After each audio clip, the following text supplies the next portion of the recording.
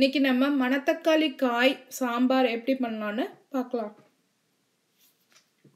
இதுக்கு தேவையான பொருட்கள்: மணத்தக்காளி காய் ஒரு கைப்பிடி அளவுக்கு, அரை தக்காளி, மிளகாத்தூள் அரை டீஸ்பூன், மஞ்சத்தூள் 1/4 டீஸ்பூன், சாம்பார் பொடி 1 டீஸ்பூன், சின்ன வெங்காயம் ஒரு 8 to 10, 2 பச்சை மிளகாய், கொத்தமல்லி ஒரு கொத்து, கருவேப்பிலை ஒரு கொத்து, சின்ன நெல்லிக்காய் அளவுக்கு புளி, அதுக்கப்புறம் தாளிக்கிறதுக்கு கடுகு, வெந்தயம் அரை டீஸ்பூன், அதுக்கப்புறம் பெருங்காயத்தூள் 1/4 டீஸ்பூன். இதுதான் இதுக்கு தேவையான பொருட்கள்.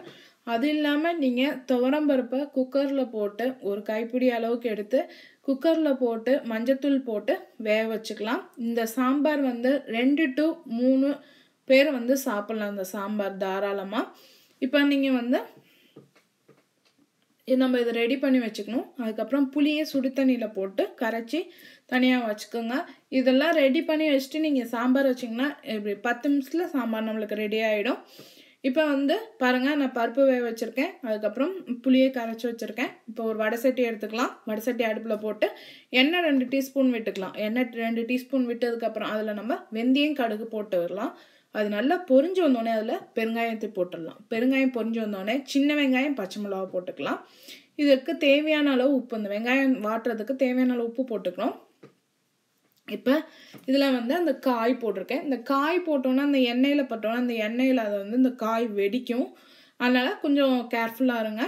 இப்போ அது நல்லா காய் வாட்டினதுக்கப்புறம் இதில் நம்ம தக்காளியை போட்டுக்கலாம். தக்காளி நல்லா வதங்கணும். தக்காளி நல்லா வதங்கினதுக்கப்புறம் நம்ம கொஞ்சம் தண்ணி விட்டுக்கலாம்.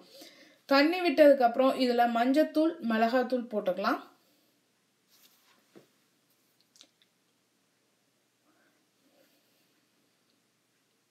இப்போ இந்த காய், மிளகாய், வெங்காயம், தக்காளி இதெல்லாம் நல்லா வெந்து வரணும். வெந்து நல்லா ஒரு கொதி வந்ததுக்கப்புறம் இதில் நம்ம கரைச்சி வச்சிருக்க ஃபஸ்ட்டு புளியை ஊற்றிக்கலாம்.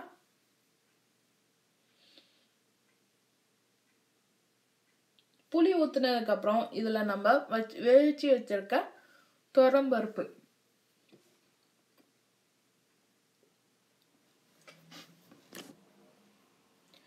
துவரம்பருப்பு வேக வச்சதை போட்டுட்டு அது கழுவி அந்த தண்ணி அதில் விட்டுக்கலாம்.